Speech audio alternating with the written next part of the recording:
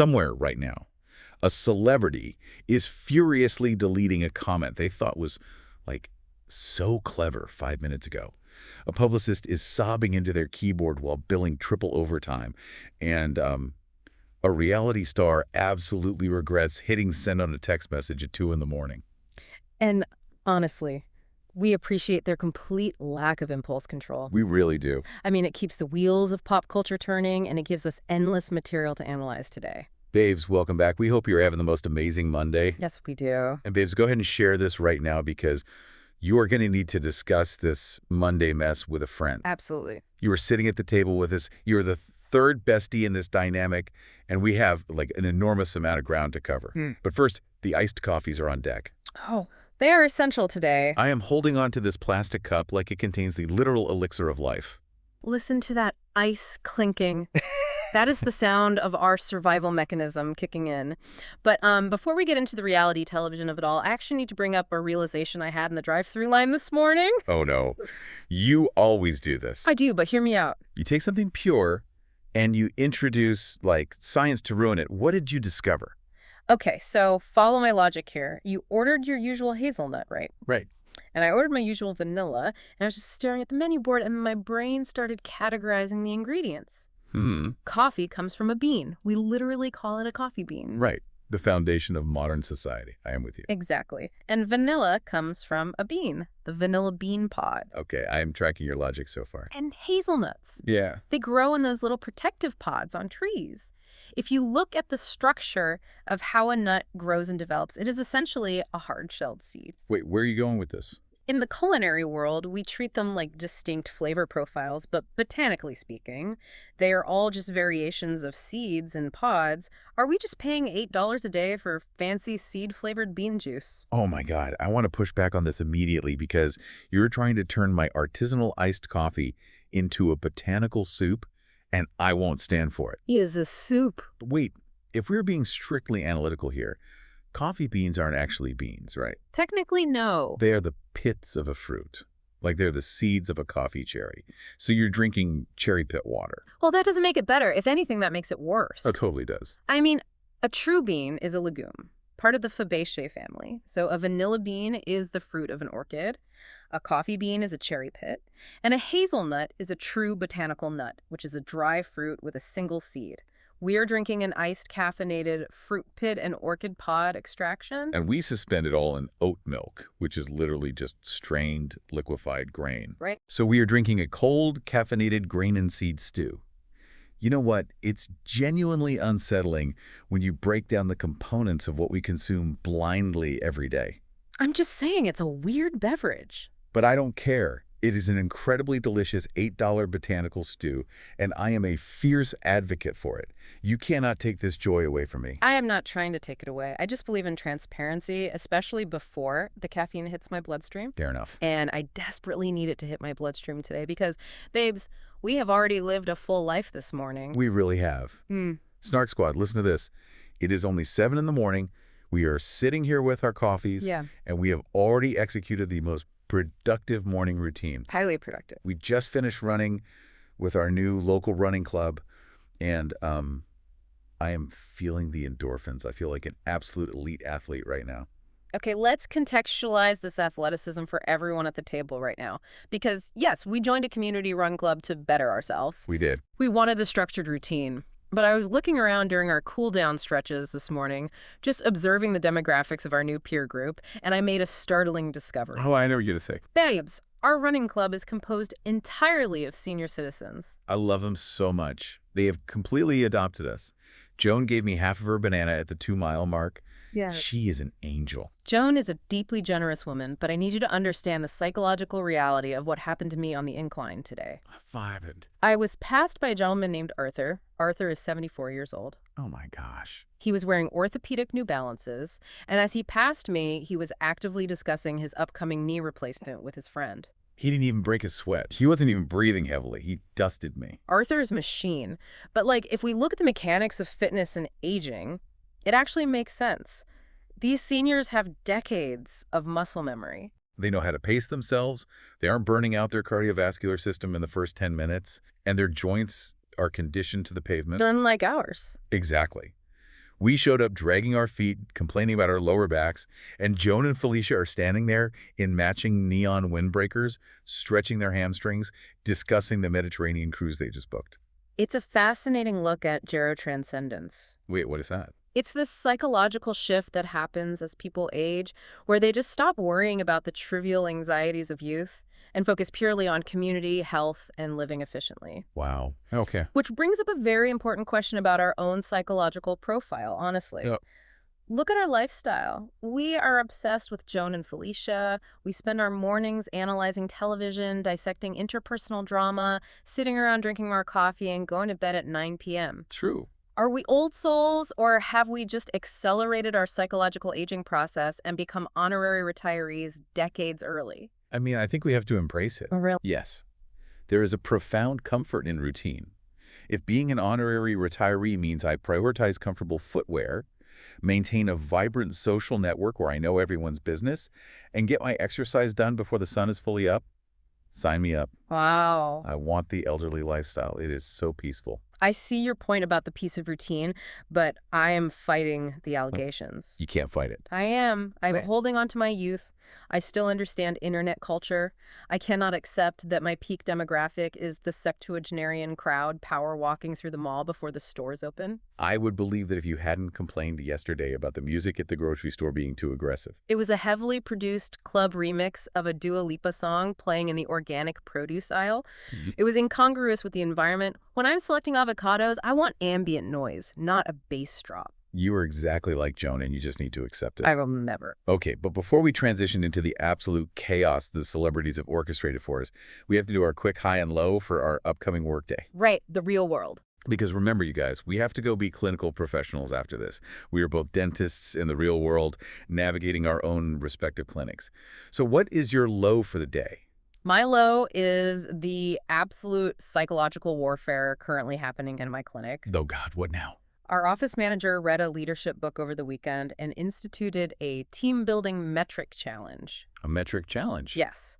There is a highly aggressive chart in the break room right now tracking who upsells the most electronic toothbrushes. Stop it. And the grand prize is a $15 coffee gift card. A corporate competition for $15. Are you joking? Exactly. It is modern corporate absurdity. But the resulting behavioral shift is what's really fascinating. The hygienists have formed alliances. For a gift card. The receptionists are hoarding the premium pens to assert dominance.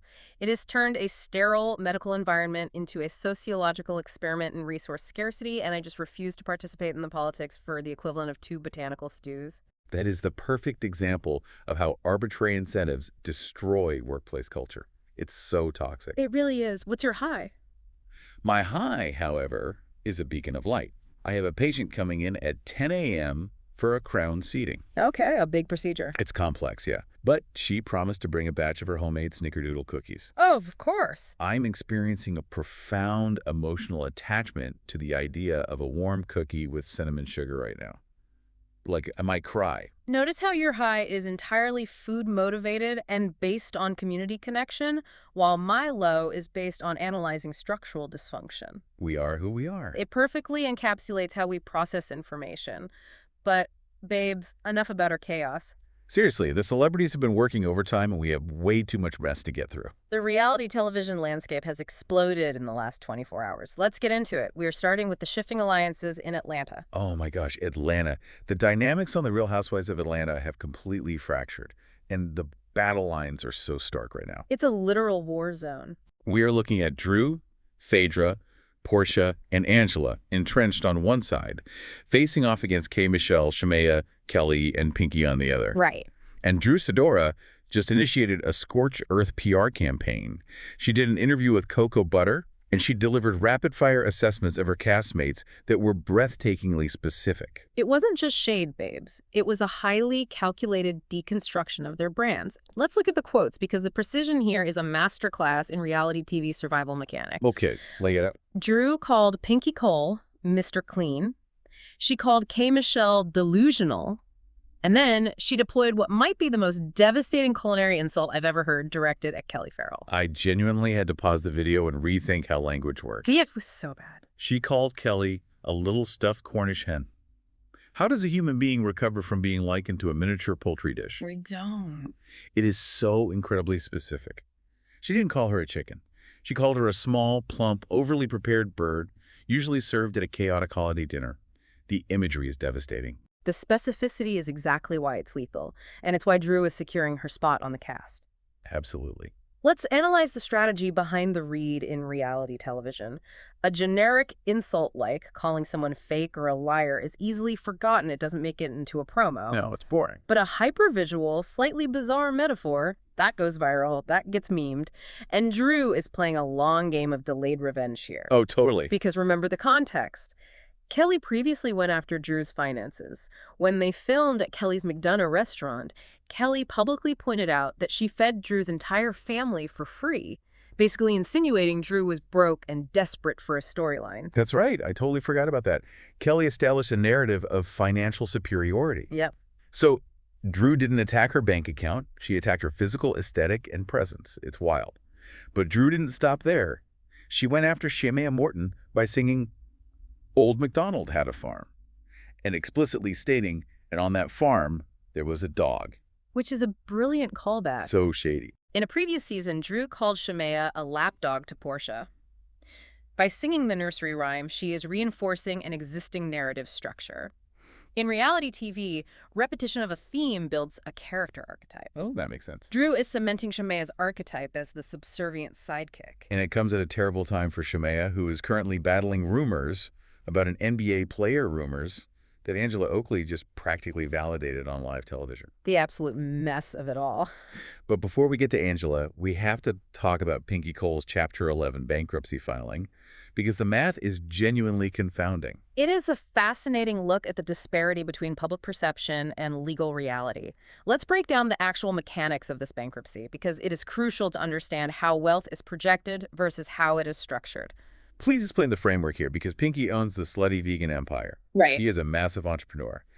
How does a CEO file a reorganization plan claiming a personal monthly income of just $6,000? It makes no sense to me. Okay, this is where we have to separate the corporate entity from the individual. Chapter 11 is a reorganization bankruptcy, typically used by businesses or individuals with massive debts who want to keep their assets while they restructure their payment plans. Okay. The $6,000 a month is likely her W-2 salary drawn from the corporate entity, not the gross revenue of her restaurants. Ah, I see. So in the eyes of the bankruptcy court, that is her individual liquid income. But the budget she submitted to the court is where the creative accounting becomes glaringly obvious. The budget is what shocked me. Let's look at the line items. She listed $200 a month for her children. $200? $200. My grocery bill for 3 days is $200. Yeah. You cannot buy a quality pair of shoes for a growing toddler and cover extracurriculars for that amount. It completely defies the economic reality of raising children in 2026. She also listed $800 for groceries, $300 for medical expenses, roughly $1,500 for Georgia state taxes, and $1,300 for federal taxes. That leaves her with about $1,500 in disposable income. But the most egregious line item is her transportation budget. She claimed $80 a month for gas.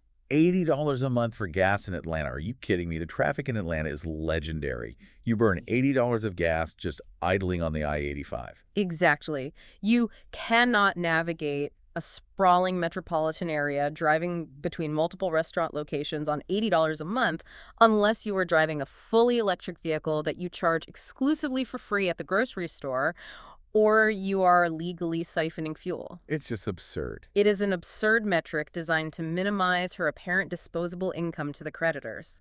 And the stakes are incredibly high here. A creditor literally attempted to seize her rental home. Wait, really? Yes. When the corporate veil is pierced and personal assets are targeted, the empire is in genuine jeopardy. Oh, that is terrifying. The anxiety of having a creditor come after your home where your children sleep is unimaginable. It really shatters the illusion of the invincible reality TV mogul. It truly does. But speaking of shattered illusions and family dynamics, we have to pivot to Angela Oakley's appearance on Watch What Happens Live. Oh my God. The whiplash of her life right now is intense. Angela is navigating a very complex public family crisis right now. Her 24-year-old daughter, Amari, recently had a lesbian wedding, and the entire event was kept a secret from Angela. Which is heartbreaking for a mother. Yeah. Angela was very clear that she entirely supports her daughter's sexuality. She noted that Amari has been with her partner since they were 12 years old. The trauma for Angela isn't the marriage, it's the exclusion. She just wanted to witness her daughter's milestone. And if we look at the psychology of public family dynamics, there is often a massive generational disconnect in how authenticity is handled. We did. Well, for a 24-year-old growing up with a reality TV mother, privacy is the ultimate luxury. Keeping the wedding a secret might not have been a malicious attack on Angela, but rather a fierce defense mechanism by the daughter to keep one sacred thing completely offline and away from the cameras. That is a very empathetic way to look at it, actually. I think you're absolutely right. It was likely about protecting the event from the whole production apparatus. Exactly. But Angela took that pain and immediately redirected her energy toward absolute destruction on live television.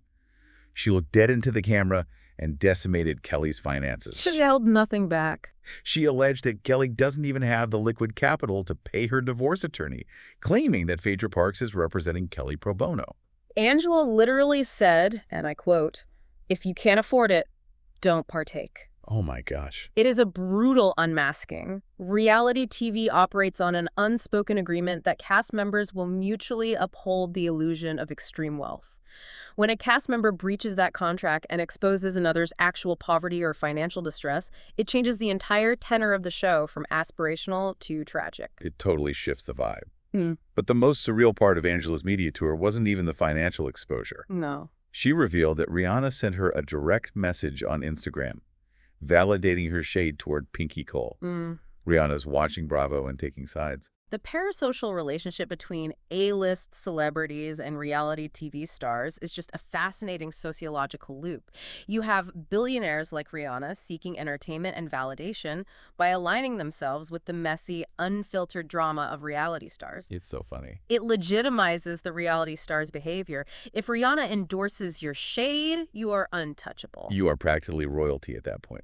But amidst all of this petty drama, there is a very dark reality unfolding in Atlanta that we need to discuss with absolute sincerity. Yes, we do. NeNe Leakes' son, Bryson, has been arrested again, and the legal reality of his situation is incredibly bleak. It is a devastating cycle of addiction and legal consequences. Bryson Bryant was arrested for violating his probation. And if we analyze the mechanics of the justice system here, the threshold for leniency has been entirely crossed at this point. It really has. His original charge was for felony fentanyl possession. During that arrest, he actively gave the police his younger brother Brent's name to avoid incarceration. Which is just a profound betrayal that only someone deep in the throes of active addiction would commit. I feel a deep sense of empathy for NeNe as a mother here. Absolutely. Addiction is a relentless disease. NeNe has been very open about her attempts to save him. She has utilized tough love. She has financed multiple stints in rehabilitation facilities. But the relapse cycle is vicious. It's horrible. Watching your child spiral into the penal system because of fentanyl is a parent's ultimate nightmare.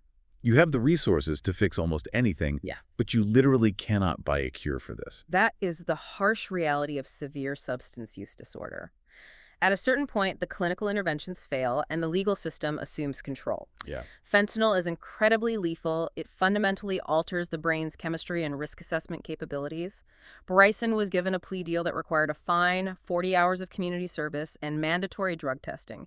He failed to comply with any of those parameters, and he failed to pay his child support.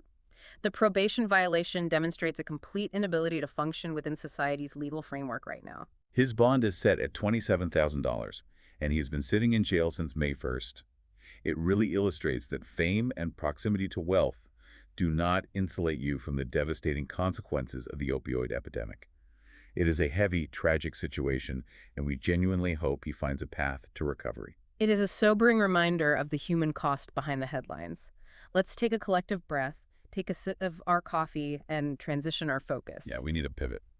Babes, pack your bags. We are heading to Jersey. We are moving away from the financial and legal turmoil of Atlanta, and we are examining the PR machinery and medical realities currently operating in New Jersey. Oh, the narrative control happening in New Jersey right now is at an all-time high. Let's start with Teresa Giudice. She is releasing her third memoir, and she has titled it The Queen of New Jersey. A title that perfectly encapsulates her absolute refusal to share the spotlight. So true. This book is being published by Ballast Books, which is a crucial detail to analyze. Why is that crucial? Well, Ballast Books operates on a hybrid publishing model. In traditional publishing, the publisher pays the author in advance and controls the final edit.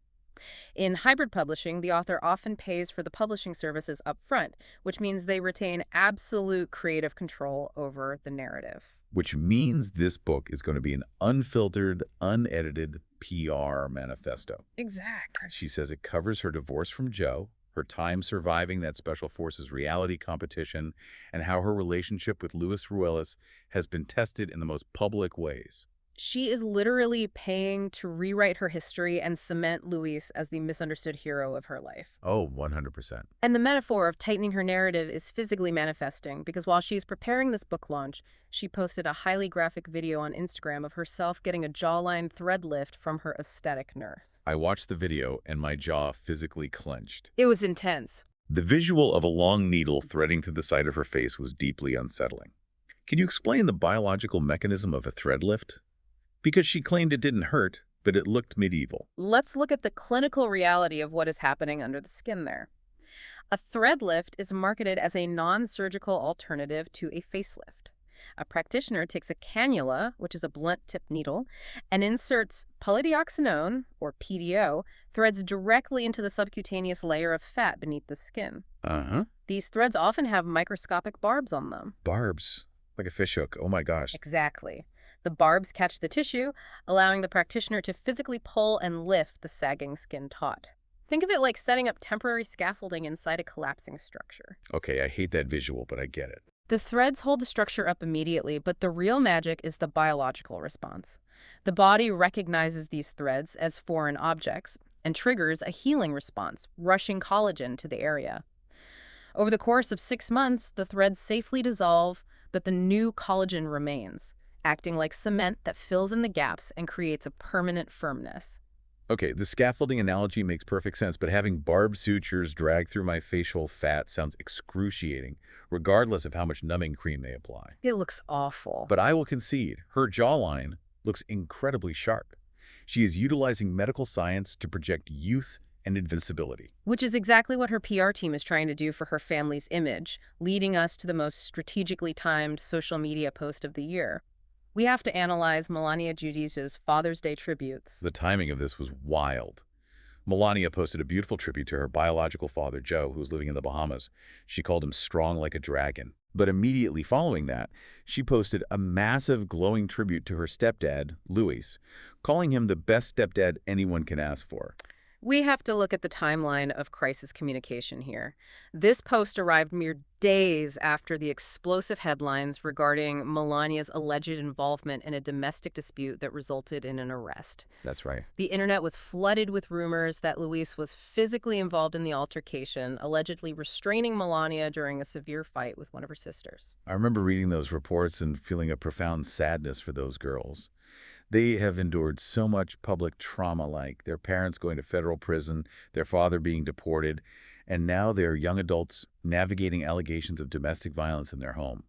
The psychological weight of that on a 20-year-old must be crushing. I agree that the psychological burden is immense, which is why I view this Instagram post through a highly cynical lens. You think it's fake? Do you genuinely believe that a 20-year-old, fresh off a traumatic police encounter where her stepdad was allegedly involved in physically restraining her, organically woke up on Father's Day and decided to craft a perfect, glowing endorsement of his character?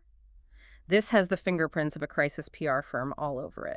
I see your point about the PR spin, but I think we have to look at the psychological reality of being a young adult in a high-stress, potentially trauma-bonded family. True. Sometimes overperforming love publicly is a defense mechanism. If the world is attacking your family, your instinct is to circle the wagons and present a united front, even if things are chaotic behind closed doors. It might be her way of taking control of a narrative that the tabloids completely stole from her. That is a very fair psychological assessment. It can be both, a trauma response and a convenient PR strategy. Right.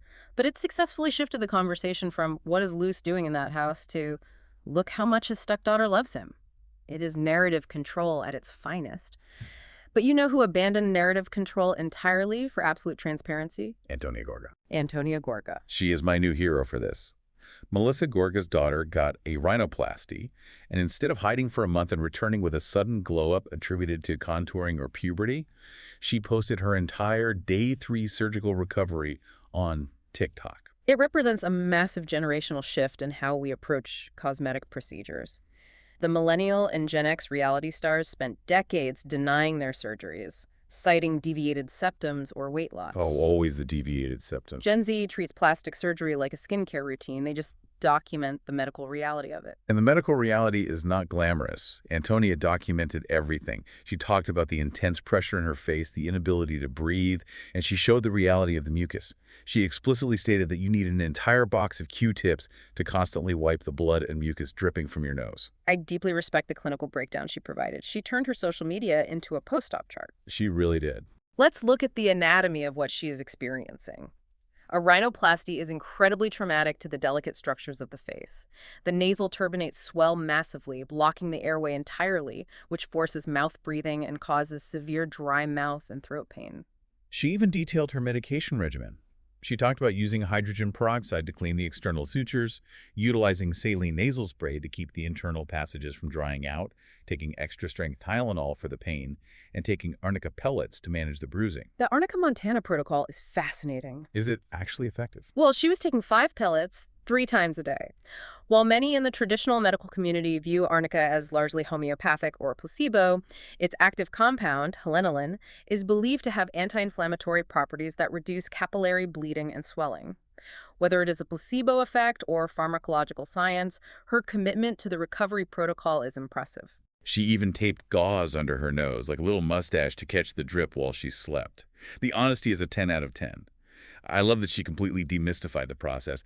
It strips away the toxic perfectionism of reality television. It is the healthiest approach to cosmetic enhancement we have seen on this franchise. But babes, let's take our bean juice to the West Coast because Beverly Hills is delivering pure, unadulterated mess. Yes. The dynamic between Dorrit and PK Kensley has devolved into absolute chaos, and they are now weaponizing holidays on social media. They are not just weaponizing holidays, they are weaponizing 1980s pop icons. It is a surreal sociological experiment. Let me establish the timeline for the listeners. It is Father's Day. Dorrit takes to her Instagram stories and reposts a quote from a page called Rooted and Blooming. Now, if you look at this page, it is explicitly dedicated to life post-domestic abuse and toxic relationships. That's a huge detail. The quote Dorrit posted reads, "A man who makes the mother of his child struggle is a complete failure," and it goes on to accuse the father of neglect. Let's analyze the gravity of those words. To use the phrases complete failure and neglect on a public platform to 2 million followers on Father's Day is an aggressive escalation. It is a nuclear option in a public divorce. It makes my chest tight just thinking about the digital footprint this creates. They have 2 young children, Jagger and Phoenix. The internet is forever. It really is. In 5 years, those kids are going to search their parents' names, and they're going to read that their mother publicly labeled their father a complete failure who neglected them. The collateral damage to the children's psychological well-being is devastating. It is the ultimate tragedy of litigating your divorce in the court of public opinion. But the mechanics of this feud get even more bizarre. Because who steps in to defend PK's honor? Boy George. Boy George, the lead singer of Culture Club. Why? Yes. Boy George screenshots Dorrit's post, uploads it to his own platform, and calls Dorrit's behavior absolutely disgusting. We have to ask from a strategic standpoint. Why is a globally recognized musician inserting himself into a Real Housewives divorce? What is the utility of this triangulation? Well, Boy George is PK's closest friend. He literally lived in their mansion for years. But it goes deeper than just loyalty. The rumor mill is suggesting that Boy George is the one who introduced PK to his new 20-something girlfriend, Tatiana.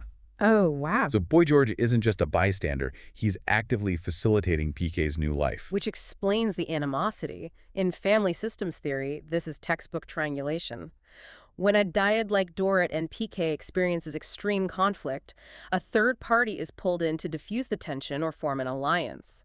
Boy George is acting as PK's proxy, firing the shots so PK can maintain a facade of civility. Wow, that makes so much sense. And we know PK is maintaining that facade because Lala Kent from Vanderpump Rules stated on her podcast that she recently saw PK at a hotel opening in Vegas, and he was loudly singing Dorrit's praises to anyone who would listen. It is absolute delusion.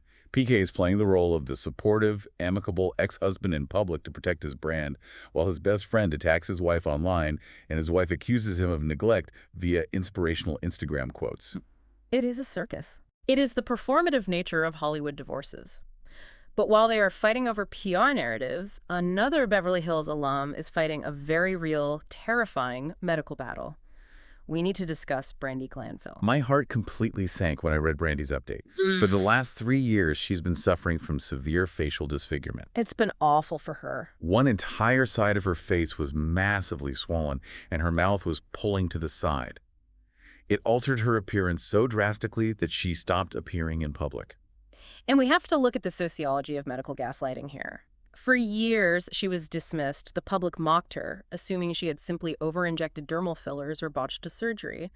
Doctors dismissed her symptoms, attributing the swelling to scar tissue from previous cosmetic work. She finally went to a specialist, Dr. Tahari, and received an actual diagnosis. She has a benign tumor in a lymph node in her face. Let's break down the pathophysiology of what happened to her. The lymphatic system is a network of tissues and organs that help rid the body of toxins and waste.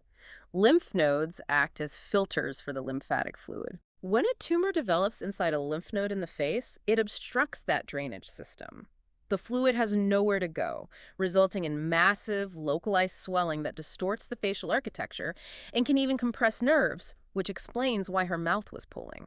It is terrifying. Can you imagine the psychological torture of looking in the mirror, not recognizing your own face, and having medical professionals tell you it's basically your own fault for getting plastic surgery? Unimaginable. The validation she must have felt to finally see an MRI and have a doctor say, "You have a tumor, you aren't crazy," must have been overwhelming. I am incredibly relieved that the tumor is benign and she has a definitive answer. However, as analytical observers, we cannot ignore the dangerous path she was forced down before this diagnosis. Because traditional medicine failed her, she turned to the alternative medicine pipeline, and the results were deeply concerning. You're talking about the parasite treatment. Yes. Brandi stated she spent over $100,000 over the last 3 years convinced she had a parasite in her face. She said the only relief she found was sitting in direct sunlight and taking aggressive parasite medication. This highlights the vulnerability of desperate patients. When the medical establishment dismisses your pain, you seek out echo chambers that offer you an answer, even if that answer is scientifically baseless. It's so sad. She spent a fortune treating a localized lymphatic tumor with systemic antiparasitic drugs and dietary cleanses. The relief she felt from sitting in the sun was likely just the application of heat temporarily expanding blood vessels and marginally improving fluid drainage, a complete placebo effect regarding the parasite. It is a stark warning about the dangers of diagnostic desperation. It is tragic how much time and money she lost. She said her only goal now is to recover, put on a full face of makeup, and have a massive glow-up. We are sending her all the positive energy for a full recovery. Absolutely. From medical trauma, we pivot to corporate synergy because Lisa Vanderpump is currently executing a masterstroke of mass-market retail domination. I saw this announcement, and I audibly gasped.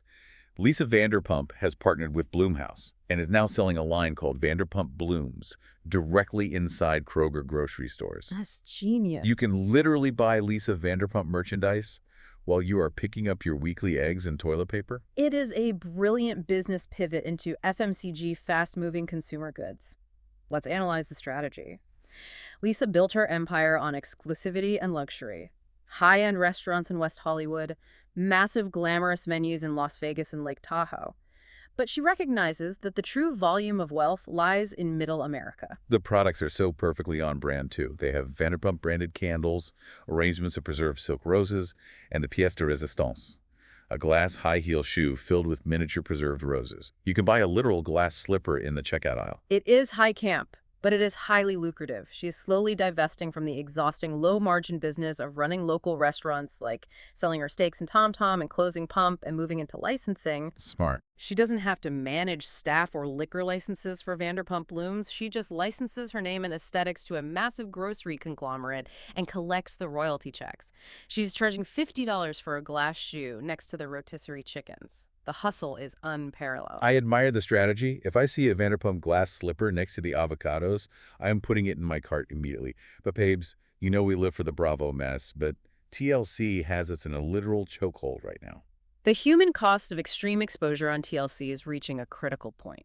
We need to start with sister wives, and we must issue a genuine trigger warning for our listeners as this segment involves discussions of child abuse and deep systemic family trauma. It is an incredibly heavy topic. Mykelti Brown, the daughter of Cody and Christine, recently went on a podcast and disclosed for the first time that she was a victim of childhood molestation by a neighbor. It is a horrific revelation, and her bravery in speaking about it is commendable. Her bravery is astounding. But the detail that caused physical revulsion for me was how the family system reacted.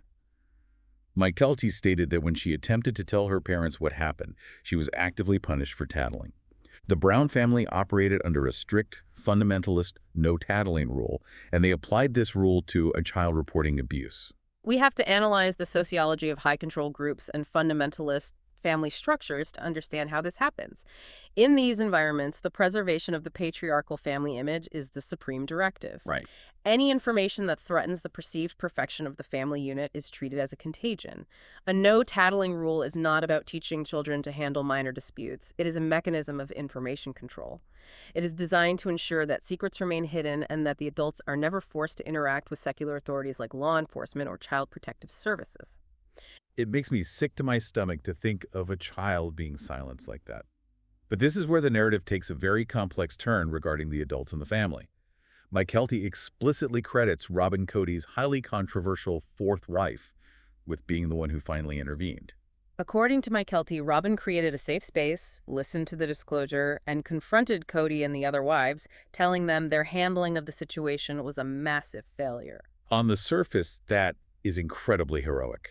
But the paradox of Robin Brown is exposed in how the rest of the siblings reacted. Mykelti admitted that her siblings harbored deep resentment toward Robin for this intervention. They did not view Robin as a savior. They viewed her behavior as an invasive interrogation into their darkest secrets. And this requires a really close look at the concept of the savior complex within a plural marriage. We have to ask, was Robin acting purely out of altruistic child advocacy, or was there an element of manipulation? That's the big question. In a polygamous structure, the wives are inherently competing for resources and the favor of the patriarch. By uncovering the profound failures of Christine, Janelle, and Mary in protecting their children, Robin inherently elevates her own moral status in Cody's eyes. Mykelti even used the words manipulation tactic. She theorized that Robin gathered this traumatic information to stockpile it as leverage against the other wives. It is the dark side of empathy. When empathy is weaponized to gain structural power in a family, the children become pawns. But the duality of Robin is further complicated by the fact that Mykelti also praises her for saving the family holidays. Right. Mykelti said Cody had essentially canceled all joy. He stopped celebrating everything. Robin entered the family and demanded the return of Christmas, Halloween, and Hanukkah. Yes, the lore is that Cody had developed a minor Jewish obsession, so the family had replaced Easter and Christmas with Passover and Hanukkah. Robin reintroduced the secular gift-giving holidays. So you have this incredibly fractured dynamic. Robin is the hero to the children who wanted Christmas trees and a safe space to speak, but she's the villain to the children who felt emotionally interrogated and weaponized. It's so messy. It is a masterclass in the destructive nature of polygamous family systems. It is so incredibly heavy. The emotional toll of growing up on television in that environment is just staggering. Let's look at another TLC family dealing with the exhaustion of production. The Plath family. The situation with Lydia and Zach on Welcome to Plathville perfectly illustrates how the mechanics of reality television production distort reality. The fans went absolutely feral this week because during a confessional interview, Zach interrupted his wife Lydia and answered a question for her. The internet immediately diagnosed him as controlling, toxic husband silencing his wife. But Lydia released a video pushing back on the narrative, and her explanation pulls the curtain back on the physical toll of filming. She revealed that they had been sitting in that interview chair under the production lights for 14 hours. Yeah. 14 hours. Insane. But she said the producers asked her the exact same question 5 different times to elicit a specific emotional response. She was completely drained, and Zach jumped in to answer because he had to be at his actual job in 6 hours, and they desperately needed to leave. I am entirely on Zach's side in this scenario. We have to understand the psychology of fatigue and ego depletion. Reality TV production schedules are grueling. Keeping subjects in a bright room and asking repetitive questions for 14 hours is essentially a mild interrogation technique designed to break down a person's emotional defenses so they cry or snap on camera. Exactly. If someone kept asking me the same question for 14 hours, I would let anyone, my husband, the lighting technician, the caterer, answer the question for me just so I could go to sleep. Me too. The fans forget that these 2-minute clips they watch are extracted from a literal hostage situation of an interview. It is selective editing, weaponized against an exhausted couple. It is also worth noting they're moving to Colorado to physically distance themselves from the Plath family compound in Florida, which is the healthiest decision they could make. Run toward the mountains and away from the cameras. Run as fast as you can. Okay. Okay, we have to transition to our rapid-fire segment of reality TV scraps because my phone has been lighting up with breaking news alerts all morning. Let's analyze the scraps. What is happening in the villa? We are entering Casa Amor week on Love Island, USA, which is historically the most volatile week of the season. A new bombshell, Alana Kaiser, has just entered the villa, and she is already facing a massive internet cancellation campaign. Let me guess. The digital forensics team on Reddit found her old social media footprint. Exactly. Fans unearthed a resurfaced video of her singing along to a song and distinctly using a racial slur, alongside an old Instagram comment doing the exact same thing. The audience is demanding her immediate removal from the show. This happens every single season across multiple networks, and we have to ask why the production companies haven't adapted. How is it that a multi-million-dollar production company employing professional background checkers consistently misses these red flags, but crowdsourced open-source intelligence conducted by Reddit users finds it in 45 minutes? It feels like willful negligence at this point. It is a failure to understand how digital archiving works. Corporate background checks look for criminal records, credit history, and current public social media profiles. Internet sleuths utilize tools like the Wayback Machine, cache data retrieval, and cross-platform username matching to find deleted accounts or finstas from 7 years ago. If you are casting a dating show in 2026, you need digital forensic analysts, not just standard background checkers. It is unacceptable that they keep letting this slip through. But on a slightly lighter, albeit deeply confusing note from the villa, we have to talk about the linguistic evolution happening on the show. Ah, yes, the code words. The code words. Mackenzie and Corbin hooked up in the villa, and to avoid explicitly discussing it on camera, they coined a new term. The entire cast is now using the phrase French fries as a euphemism for oral sex. Let's look at the sociology of the villa. When you isolate a group of young adults in a controlled environment with zero access to the outside world, they inevitably create their own microculture and dialect. It is a fascinating linguistic phenomenon. I don't care about the linguistics. I care about the culinary disrespect. You cannot take a universally beloved, perfectly crispy, salty potato staple and turn it into a sexual euphemism. Oh, Con. They have permanently ruined French fries for me. I will never be able to order a side of fries at a drive-thru without feeling a deep sense of psychological discomfort. It is a tragedy for the potato industry, truly. What is the next scrap? We are moving to The Voice. And the reality of post-show life is incredibly dark for the runner-up, Josh Sanders from Team Reba. He is currently embroiled in a horrific custody battle with his estranged wife, Kendra. The court documents that have been made public outline a complete psychological and familial destabilization. Kendra is alleging that Josh is an active alcoholic who squandered the professional momentum he gained from the show. The most alarming allegation is her claim that he drove while intoxicated with their children in the vehicle. And Josh is aggressively countering those claims. He is alleging that Kendra is actively alienating the children from him, and he placed a major piece of evidence on the record. He had Kendra arrested previously for violating a domestic violence restraining order he took out against her. This perfectly illustrates the danger of sudden, unmanaged fame. You take an individual, put them on a massive national platform, they achieve runner-up status, and the pressure is unimaginable. When the cameras turn off and the label deals don't immediately materialize, the psychological crash is severe. Without a robust support system, the personal life implodes under the weight of the unmet expectations. It is going to be a brutal, protracted legal battle, and the children are caught in the crossfire. Speaking of mental health struggles heavily impacting relationships, we have news from Summer House. Dara Levitan has officially announced on her podcast that she is single. She has ended her relationship with KJ Dillard. Dora noted that she can't do tears this morning, which implies a profound level of emotional exhaustion. KJ has been very transparent about his clinical struggles recently. He revealed that he was diagnosed with borderline personality disorder and required inpatient hospitalization. He went on Carl Radke's podcast and admitted that he hit rock bottom and was taking his severe emotional dysregulation out on Dara. Let's look at the clinical reality of borderline personality disorder. It is characterized by intense emotional instability, impulsivity, and a deep fear of abandonment. When someone is in the acute phase of BPD before establishing a successful therapeutic regimen like dialectical behavior therapy, they can unintentionally cause immense emotional damage to their partners. Walking away, as Dara did, is often the only healthy boundary a partner can set to protect their own peace while the individual seeks intensive psychiatric help. We hope KJ gets the clinical support he needs. Exactly. You have to secure your own oxygen mask first. Okay, the final piece of pop culture news before we move to a very serious update. Simon Cowell's latest attempt to manufacture a global phenomenon is crumbling. You are referring to his Netflix-formed boy band, December 10th. Yes, formed on the reality show The Next Act. Literally days before they are scheduled to launch their massive European tour, one of the primary members, Danny Brotherton, announced he is stepping back from the band. Because the internet performed that digital forensic audit we discussed earlier, multiple women utilized platforms like TikTok to come forward with severe allegations against him. They detailed patterns of misogyny, aggressive love bombing, and deep disrespect. Furthermore, former classmates corroborated a history of severe bullying. He released a PR-crafted apology stating he didn't realize how his behavior impacted others and that he is stepping away to seek professional support. But stepping back from a manufactured pop group right as the tour begins is a catastrophic blow to the financial logistics of the tour and Simon Cowell's vision of creating One Direction 2.0.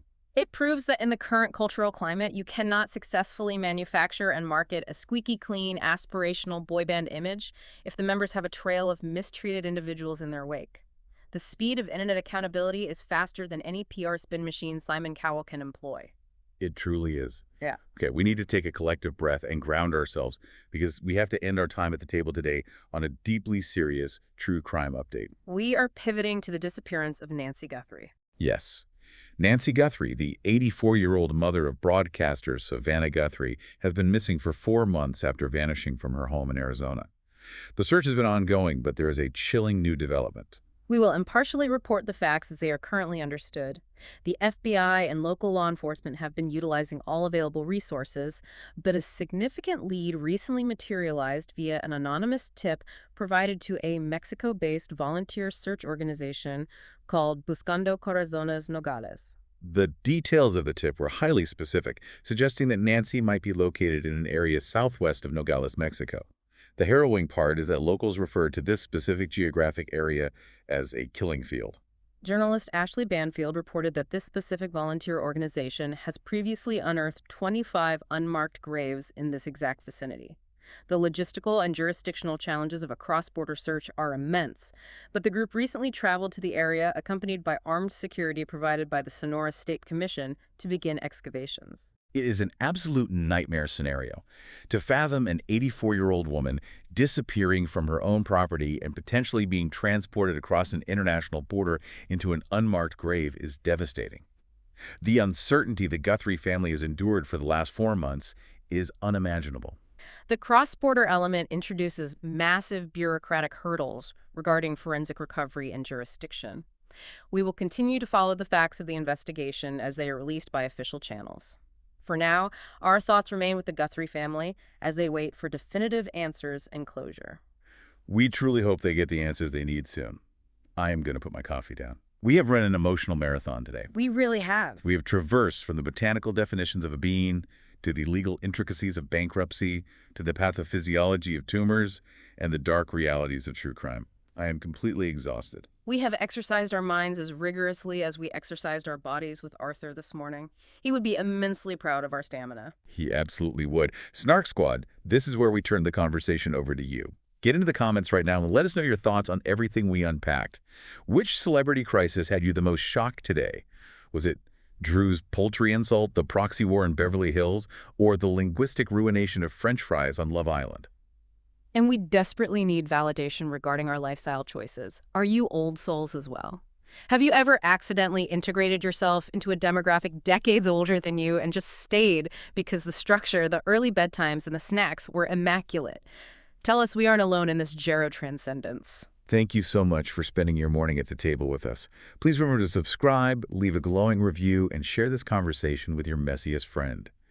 They need this level of analysis in their life just as much as we do. Before you go, I want to leave you with a final thought to ponder today. We spent the last hour dissecting how reality stars and public figures desperately try to control their narratives when a crisis hits, often failing spectacularly because the internet archives everything. But with our own digital footprints expanding exponentially every single day, from our locations to our offhand comments, how far away are any of us from needing our own crisis PR strategy? Think about the permanence of your digital shadow the next time you hit send. Stay caffeinated. Stay messy. And we'll see you on the Snark Side.